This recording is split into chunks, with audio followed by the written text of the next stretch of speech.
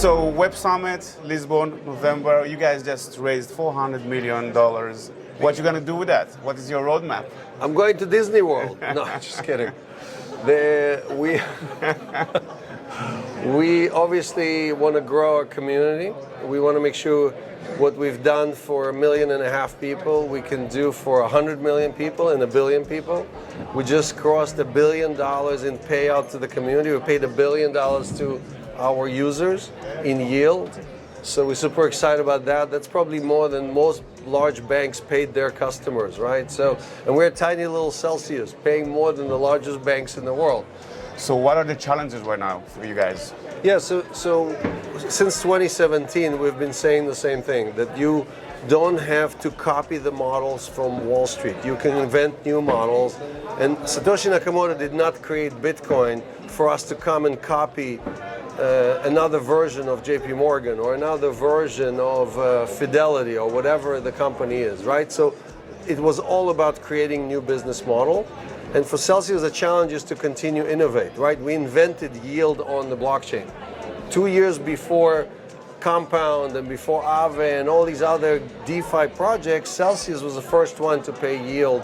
And now Celsius has $30 billion in assets. That's more than anybody else. We've paid more yield than anyone else, but we have to continue innovating. Do you see institutional investors also buying in your project? How do you see that movement as well? Sure, so we're seeing corporates, we're seeing institutional, thousands of those joining faster than ever.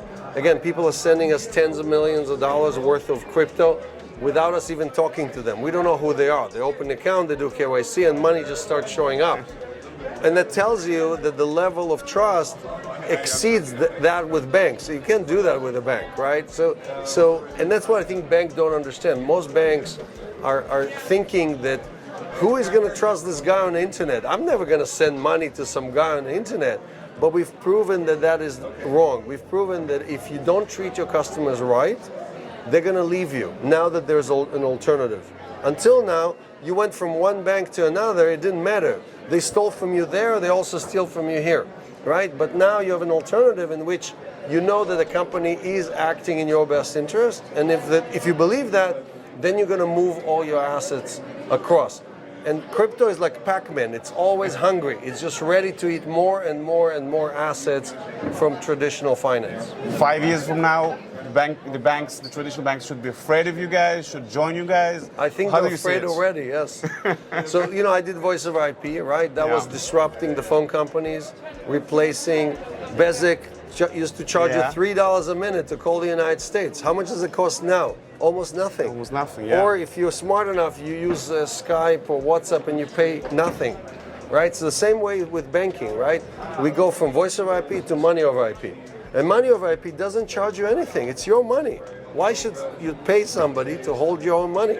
Your money should be making money, not you paying for somebody to hold your money, right? So we work very hard every day. We earn yield. We earn salary, and then we give it to a bank, and they start charging us fees. Why? Now we have an alternative. We got to move over. Regulations.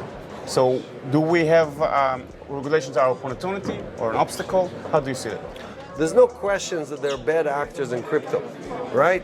And the job of Celsius and others is to separate, helps customers separate who are the good actors. It should be obvious who are the good actors are and who are not the good actors. And it's going to get harder and harder and harder for the bad actors to convince newcomers, right, that they should be trusted in crypto.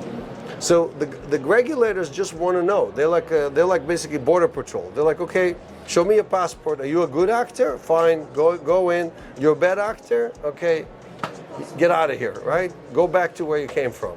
New customers, there's a huge mass adoption from the mainstream going into the crypto. So you're right. I mean, if you are a noob, right, and you look at DeFi, you say, oh my God, so complicated. I have to learn MetaMask and private keys and public keys and farming and going from layer 1 to layer 2. I don't know anything about any of these things.